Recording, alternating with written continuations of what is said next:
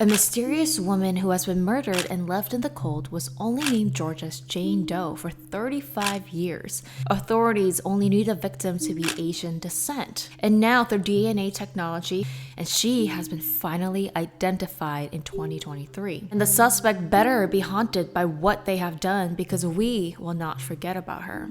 Now that she has been identified, finally 35 years later, now the investigation really begins. Anybody who might remember her, maybe your parents who lived in the area of this town in Georgia, or could know something about a possible suspect, I will leave a link down below to the GBI, the Georgia Bureau of Investigation, and you can leave a tip there, and there's a phone number as well, because they are now looking for the suspects. The suspect who has done this unthinkable crime is somewhere out there walking around potentially, unless he or she has passed away. And the authorities say that now that we have social media, it is helping a lot of cases that went cold back then. Your awareness and sharing today's case can potentially help solve and find the suspects. So just by liking, share this video, especially anyone that you know that might have lived in Georgia. And I know and believe in the power of social media these days. So Georgia's Jane Doe has finally been identified in 2023 very recently, and her real name is Chong Un. And yes, because she's been only recently identified, her coworkers and her friends that remember her from 35 years ago just recently found out about what actually happened to her, which is crazy because her friends and coworkers that remember her are like, oh my god, all this time I had no idea that she has been brutally murdered by somebody. They remember Miss Kim as her nickname One. Miss Kim was said to be always smiling, very confident, a happy lady. She was also very tall for that time, 5'5", pretty face, and she immigrated to the US only at 19 years old in 1981. Now prior to moving to America, she lived in a town that had a US military base. So a lot of the US military soldiers, when they had their days off, they would come out to this town to drink, have fun, meet some Korean women.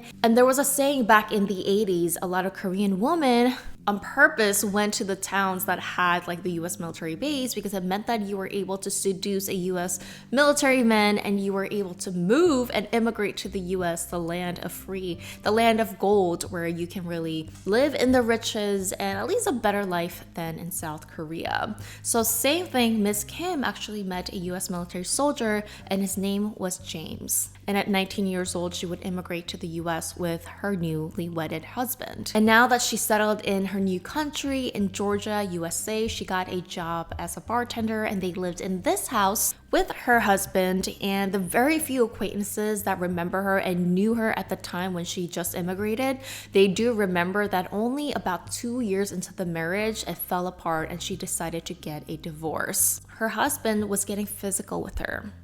Physically violent, and she decided to leave the marriage. She left the house and she decided to get her own place to stay and still worked at some bars, I guess, hopping around. Now that was around 1983, 1984, and we're gonna fast forward to 1988. Now she's been in the US for about 7 years. She's been separated from her husband. She's kind of settled into the US by herself, and she was still working as a bartender in one particular lounge bar. Now just a few days before her disappearance, this was one of Kim's friends that has been known to last see her. She remembers Kim coming into her apartment or house, and she says that she looked pretty sad, that she had a lot of things that she wanted to say but couldn't. And she asked her friend like, hey, let's just go out and get some fresh air, let's go to the beach. But I guess her friend wasn't feeling it that day. She was just like, I have a lot of things to do. And she wasn't able to hang out with Miss Kim that day, and Kim left and didn't call her back ever since that day. And her friend thought, oh, I guess Kim was a little annoyed with me, thought I didn't want to go out with her that day, and she just didn't contact me ever since then. But this was in 1988, so they didn't have phones back then, social media to see what you were up to or have a direct communication. Like if you change your phone numbers, it's hard to get a hold of someone, I'm imagining. All of her other friends, acquaintances, and coworkers do remember Kim saying often that she wanted to move back to New York, where her sister was, I believe, living in, and that she wanted to work at another bar and just get out of Georgia. So when they haven't seen her since 1988, they just assume that she moved out of the state. Also, this was a very small group of Korean American friends that she made, so as time passed by, they just kind of forgot about her. Back in 1988, this was a dumpster site. Now today, in 2024, they have remade it into roads, and this is what it looks like now, but back then, this was completely like a garbage site. It was Valentine's Day, February 14th of 1988. A woman who used to live there when she was just a teenager remembers that day, clear as day. It was beautiful, it was warm. She was just walking around the town with her friends, and they would pass by the dumpster site. She clearly remembered a very foul odor coming from the dumpster site, but of course, this is where people put garbage, so that's kind of what they took it as. Then shortly after, disposal collectors would come and try to find anything that they can recycle, such as rubbers, steels, and things like that. And it seems like almost daily these collectors would come and find things to recycle. Again, on February 14th, Valentine's Day, the collectors would find a large plastic bag. Inside the plastic bag was another large black bag. They opened it and found layers of what looked like a bed sheets, then the pillows, and then more bed sheets, until finally they noticed deep inside there was a deceased human. I forgot to mention that the dumpster site, this was in Millen, Georgia, about 70 miles, hour and a 15-minute drive from Hinesville, Georgia. Of course, the police and the professionals were called, and they recalled that she was in a crouched position, and she also was nude, had no clothes on. And it seems like the body had already been badly decomposing, and they can guess from what they've seen that she has been unalived about a week prior. Now, the garbage collectors went there a day before on a Saturday afternoon, and they didn't find any plastic bags that they remember back then. She was found the next day on a Sunday, which meant that somebody had to dispose her body the night of or early mornings of February 14th. This was back in the 80s, so they didn't have a DNA technology or a way of identifying her because nobody had reported her missing. The unfortunate part is they couldn't even tell who she was by looking at her face. And the only thing they can tell was that she was some sort of an Asian descent. They even included Native American in there. Again, this was in the 80s, so they didn't have DNA technology, I guess fingerprinting and things like that. And as time went on and nobody claimed or reported anybody missing, closely matching the woman that was found, her body was cremated later on by the authorities. But they could tell that this Asian Jane Doe was about 140 pounds, 5'5". There was no jewelry, no clothes, and they can tell that this could have been definitely by somebody that was emotionally connected to her, the way that she seemed to have been passed and the way she was found. And most likely she passed from asphyxiation but couldn't say how. And those were the only clues. So little to go on. The only thing they could do somehow was that they came up with a sketch based on just only the very limited information that they had, and this was it. And because this was such a small town and with no social media back then, if you were in another town of Georgia or even in another state, you wouldn't even really know. In 2010, they used a better technology to bring a more accurate sketch, and they believe that this Jane Doe looked like this. Fast forward to 35 years later, the GBI has collaborated with a DNA service, and they were able to send a couple samples of these cold cases. With the DNA test being able to extract, I don't know if that's how they work, they were able to also have this DNA sent to the database of, I believe, Korean American adoptive associations or different Asian databases, and there was a match. In one of the databases, they were able to match a family member to her, and it ended up being her older sister that I believe lived in New York. And this is how they were finally able to identify her. And her real name was again Kim Chong Un, who was only 26 years old at the time, and this is her only photo that we have. And here is Miss Kim's story finally being unraveled 35 years later, according to her friends that still remember. So again, in 1981, Miss Kim immigrated to the US with her husband James, and within 2 years they would get a divorce and separated. Now the location is really interesting because where she used to bartend and where she lived was in Hinesville, Georgia. Where she was found in the dumpster was Millen, and there's a huge highway called the Highway 25 that connects from Hinesville to the Miller area. And police say that this was a very convenient place for a lot of people because they would come off work, go to the bar, then when they're going home, take the highway right away. So could it be that maybe it was a stranger, someone that was her customer that got drunk, decided to go home with her or take her? Or could it be a random stranger? Maybe after work, she was going to her car or maybe walking home and then somebody just kidnapped her. The only evidence that we can go off of is the beddings that she was found in. The documentary that dove deep into this case, they didn't get their hands on the actual evidence but did have photographs. Now the photographs show that this was most likely a mink fur bedding, which was very popular among the Asians, specifically Koreans. So people coming from Korea most often had this bedding, which meant that most likely these beddings belonged to Miss Kim herself. Professionals were also able to recreate the nylon bag that she was found in, and I believe the bag maybe is no longer left with the sheriffs. There's only photographs of it now. And based on the 3D recreation of the bag, they highly anticipate that this is what we call the immigration bag.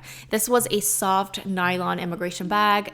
I even had it when I was immigrating from my family, so this is pretty accurate because they say that Americans use mostly hard suitcases and immigrants use these soft nylon bags because they fit a lot of things in there. And it's actually pretty hard to travel with and try to carry, so it's not a convenient little small traveler's bag. This is definitely like somebody that's coming from a long way and intended to stay. And with further investigation, remember the tape that was wrapping the entire plastic bag? They found little fibers of carpets, a golden brown carpet. So with all these information, most likely that she could have been unalived inside of a home. So could this be that Kim was murdered inside of her own apartment or house? We don't know how soon or how later since the divorce, but Kim was living in a trailer and she was not alone. She actually had a roommate, and this roommate was a male named Michael. But friends also remember that Kim did have a boyfriend as well, and the boyfriend was named Joe. But let's talk about Michael first, the roommate. Michael was about 15 years older than Kim, and he was actually the son of a very well-known mayor at the time, Mayor Glenn Bryant. So the story goes that the mayor and his son Michael was a usual at the bar that Miss Kim worked at. Michael was known to have a bit of a mental health issue. They said that he had a very bad OCD. He also had maybe anger issues. He wasn't able to control himself because of some mental health issues that he was dealing with. But they say that whenever Michael came around Miss Kim, and it seemed like Kim was one of the only person that was able to take care, understand, tame. And one day the mayor said that, hey, Kim, I will give you $5,000 a month if you can take care of my son. And it seemed like they needed a real caretaker for Michael. And of course, Kim, she was able to receive a large sum, $5,000 back in 1988. That's a lot of money. I mean, all her expenses are being taken care of, and the trailer that they were going to be living in, this was bought or owned by the mayor. Now, there is a little bit of different sides to what kind of actual relationship that Kim and Michael had. Some of them remember saying that they were just, caretakers, just like brothers and sisters. Some say that, well, it seemed like Michael had a crush on Kim and he wanted to marry her, but it didn't work out. But either ways, whatever the story is, they were now living together and Kim was supposed to kind of take care of Michael. Their trailer also was heavily fenced and it was darkened by blinds because Michael had a severe OCD and he didn't like anybody looking in to the trailer and things like that. He also dealt with a lot of anxiety. Then we fast forward, and I don't know the timeline of when, but Kim would meet her new boyfriend, Joe. Joe seemed to be around the age of Miss Kim, so in his 20s, and he was a US military active duty soldier. This was a long time ago, so the only thing that her friends can remember about Joe was that he was Puerto Rican, he was in the military, he had a mustache, he had thick eyebrows and salt and pepper hair. He also had a bit of a darker skin complexion, and they met at her bar. He was a customer, and I guess they fell in love. And we fast forward, they got into a more serious relationship, and Joe decided to move into the same trailer that she was living with Michael. Michael. So now there were 3 people living there. Now some time passed and the acquaintances say that Kim started to complain about taking care of Michael. Now again, Michael had some severe mental issues, and I guess Kim kind of was being frustrated. Like, it was hard to take care of somebody, obviously, even though she was being paid. This is also again a rumor and it's kind of unconfirmed, but some remember saying that Michael really liked Kim. So it could be that maybe all 3 of them got into a fight or verbal arguments. Maybe Joe got frustrated, Kim got frustrated, Michael got frustrated, and something happened internally. Now, the documentary crew tried really hard to try and reach and find Mr. Michael, and he did move out of Georgia eventually and now is living in Florida. But his lawyer, Michael's lawyer, had declined any interviews, and they claim that right now Michael is not in a position where he can talk at all. He has very, declining mental health issues, severe OCD, and he is not able to function and have an interview. But Michael's family and lawyers claim that Michael doesn't even drive and never have because of his health issues. He also never really went outside of his home much because of his disability, and is someone that is definitely not capable of murdering, according to the lawyers. Now to Kim's last known boyfriend, Joe. Those who remember the relationship says that in the beginning it seems to be good, but as time went on, Joe was showing some odd behavior. He would get into verbal confrontations with people at the bar. He showed signs of very short temper. He was very jealous of Kim, even talking to customers that came to the bar. Friends even remember saying that if Kim wanted to go out with her friends, Joe wouldn't even let her and say that, why are you hanging out with them? Hang out with me. And it seems like, according to them, he had a very possessive personality with his woman. And interesting enough, nobody reported Miss Kim missing. Now, could it be that maybe Joe and Kim broke up right before she said she was about to go to New York, and he thought the same as everybody else? Oh, we broke up, she's going to New York, no need to find her and contact her or report her missing. That could be definitely possible. Or could it be that you don't report anybody missing because you know what happened to them? Documentary crew also tried to find Joe, or his real name Jose, but because it's been 35 years and the name Jose or Joe is so common, so the documentary crew went to different departments to try and identify who this person was, and they still haven't found someone that matches his identity. Now, unfortunately, there's also no photos of Joe, so people only remember him in their head, or any acquaintances of Joe that they can remember to try and ask who this person was. So as of right now, he still hasn't been identified. Now remember, she was found on a weekend on a Sunday, and they believe that she had to have been passed about 4 to 7 days a week prior, which means that they can guess that somebody had to do this on a weekday, then waited till the weekend to dispose her body. Could this be that maybe they were busy on the weekday, somebody that had a 9-to-5 job, and when they were free on the weekends, they were finally able to dispose the body, which also meant that they had her body inside of God knows where until they disposed of it. We also don't know if her last known boyfriend Joe really did something to Kim. Did Michael witness something inside of their trailer, because supposedly they were all living together? Does Michael know something? Maybe he was threatened by Joe and he can't come forward. Again, it could be possible that maybe the two broke up and she said that she was gonna move out and she met somebody that did this to her. We really don't know. But again, Joe might not be related at all. Maybe they broke up and she said that she was gonna move out and he just left it as is. Now, I have a question if they found any of the DNA samples from the bed sheets, because definitely the suspect's DNA is on the tape, on the plastic nylon bag, inside the beddings somewhere. But at least as of right now, there was no reports that any of the DNA was found along with Miss Kim's. Now, could it be maybe her first husband, James? Was he involved? Maybe years later, he, saw that she was with a new boyfriend, Joe, and decided to do something. Well, if in that case, why didn't Joe, Michael, anybody report her missing? Now, the only possible way to identify Joe is a friend who now lives in Korea, but back then, when she was friends with Kim in Georgia, she claims that she distinctively remembers having a Polaroid photo of Kim and Joe together. But her belongings are in a storage unit in Georgia, and she lives in Korea right now, so she would have to fly back try to find the photos. I mean, maybe it's there, maybe it's not. So hopefully there will be an update on that. At least we will get a clear photo and identify who Joe Jose was. And it's most likely that he could have been the last person to see Miss Kim, and maybe he could remember something. Miss Kim would be in her 50s today, and she deserved justice and accountability for the one who has done this. And they say that media and talking about her case can definitely help so that the case does not go cold. Whoever has done this is somewhere out there and remembers her and may be watching or walking among us. If you do know anyone, or if anybody does have a tip and this video reaches out somewhere out there, the link and the number is down in the description box below. I'm just so glad that this beautiful Korean American woman who moved to the US with big dreams, she met an unfortunate fate, but we can definitely help find whoever has done this and bring justice back to these families. Remember to share this video, leave a comment down below of your thoughts, and see you guys in my next video in case.